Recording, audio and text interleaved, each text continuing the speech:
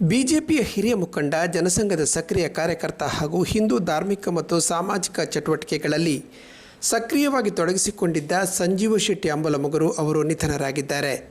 ಮೃತರಿಗೆ 70 ವರ್ಷ ಪ್ರಾಯವಾಗಿತ್ತು.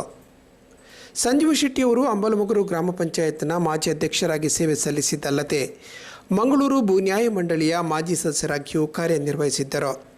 ಸಾರ್ವಜನಿಕ ಬದುಕಿನಲ್ಲಿ ಸರಳತೆ, ಸಂಘಟನಾ ನಿಷ್ಠೆ ಮತ್ತು ಸಮಾಜಮುಖಿ ಸೇವೆಯ ಮೂಲಕ ಜನಮನ್ನಣೆ ಗಳಿಸಿದ್ದವರು ಬಿಜೆಪಿ ಸಂಘಟನೆಯ ಬಲವರ್ಧನೆಗೆ ಹಾಗೂ ವಿವಿಧ ಸಾಮಾಜಿಕ ಮತ್ತು ಧಾರ್ಮಿಕ ಚಟುವಟಿಕೆಗಳಲ್ಲಿ ಸಕ್ರಿಯವಾಗಿ ಪಾಲ್ಗೊಂಡು ಗಮನಾರ್ಹ ಸೇವೆ ಸಲ್ಲಿಸಿದ್ದರು. ಅವರ ನಿಧನದ ಸುದ್ದಿ ತಿಳಿಯುತ್ತಿದ್ದಂತೆ ಬಿಜೆಪಿ ಮುಖಂಡರು, ಕಾರ್ಯಕರ್ತರು, ಸಮಾಜದ ಗಣ್ಯರು ಮತ್ತು ಸಾರ್ವಜನಿಕರು ತೀವ್ರ ಸಂತಾಪ ವ್ಯಕ್ತಪಡಿಸಿದ್ದಾರೆ. ಅವರ ಅಗಲಿಕೆಯಿಂದ ಸಂಘಟನೆ ಹಾಗೂ ಸಮಾಜಕ್ಕೆ ತುಂಬಲಾರದ ನಷ್ಟ ಉಂಟಾಗಿದೆ ಎಂದು ಶೋಕ ವ್ಯಕ್ತಪಡಿಸಿದ್ದಾರೆ. ಬಿಜೆಪಿ ಮಂಗಳೂರು ಮಂಡಲದ ಪದಾಧಿಕಾರಿಗಳ ಸಭೆಯನ್ನು ರದ್ದುಗೊಳಿಸಲಾಗಿದೆ.